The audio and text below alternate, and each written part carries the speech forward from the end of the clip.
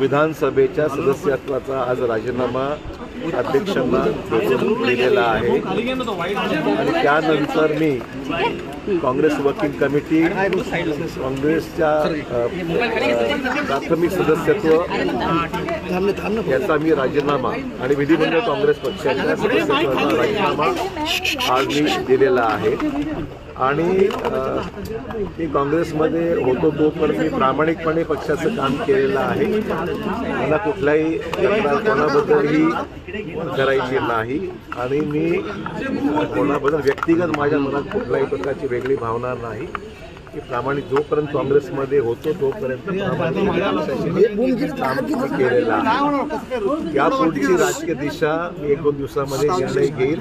अद्याप ठरवलं नाही, मला काय अवधी लागेल 2 दिवसामध्ये माझी राजकीय भूमिका